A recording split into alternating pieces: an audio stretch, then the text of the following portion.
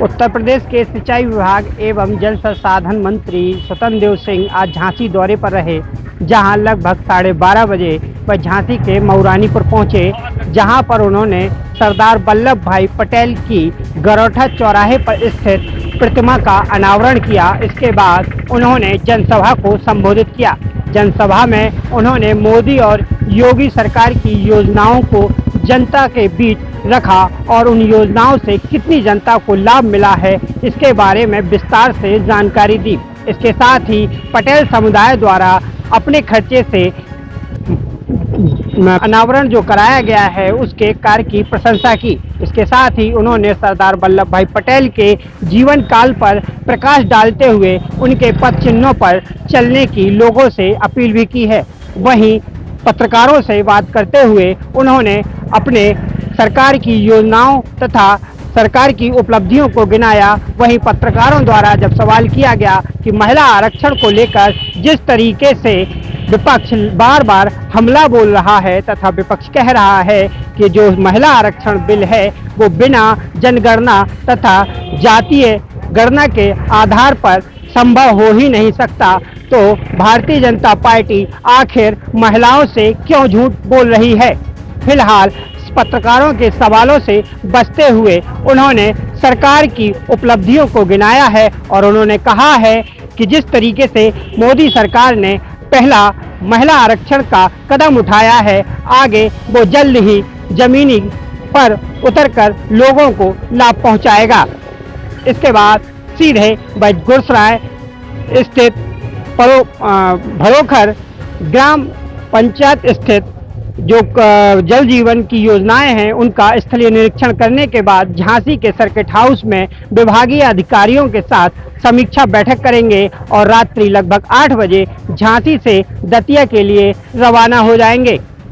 का मूर्ति का अनावरण रमा निरंजन जी द्वारा, आरपी निरंजन जी के द्वारा, पटेल समाज के द्वारा यहाँ मूर्ति का उसी कार्यक्रम में आने का सौभाग्य आज मुझे प्राप्त हुआ।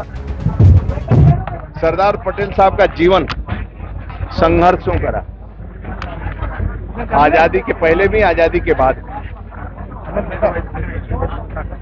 कई उनके अद्भुत कार्य रहे, चाहे किसान आंदोलन हो, महिला आंदोलन हो, और महिलाओं ने ही, किसान महिलाओं ने उनको सरदार की उपाधि दी। मेयर रहते हुए भी उन्होंने आरक्षण दिया था नगर निगम में महिलाओं को।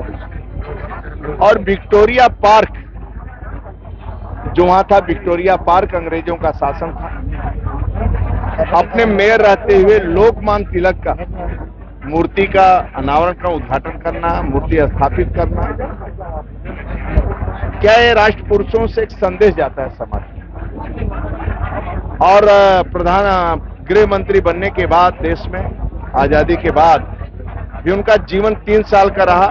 50 में उनकी मृत्यु हो गई, 47 में आजादी मिली और 3 साल के अंदर ही भी सुख कोई भोगा नहीं।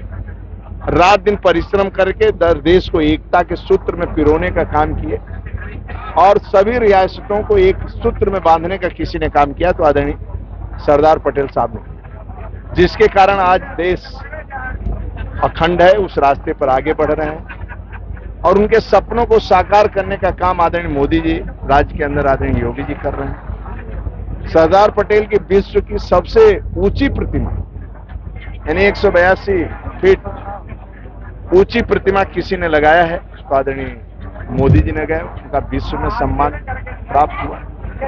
और आज जहां मूर्ति स्थापित है वो पर्यटक स्थल भी है, पूरी दुनिया से लोग आते हैं वहां पर। उनकी जो सोच थी, कश्मीर में समस्या महिला आरक्षण, आज आदरणीय मोदी जी उसको कर दिए, यानी कश्मीर समस्या भी परमानेंट के लिए समाधान कर दिए धारा 370 हटाकर। और महिला आरक्षण का बिल भी जो उनकी सोच थी उनके रास्ते पर आगे बढ़ रहे हैं। और गांव गरीब किसान की खुशहाली ही देश की खुशहाली है। उनका सपना था कि गांव गरीब किसान खुशहाल रहे, देश खुशहाल रहे। आज उसी रास्ते पर आदरणीय मोदी जी, आदरणीय योगी जी सरकार ने बयान दिया है कि आरक्षण मांग रहे हो महिला आरक्षण में, उन्होंने कहा है कि ओबीसी नेताओं की चुप्पी भाजपा का दबाव।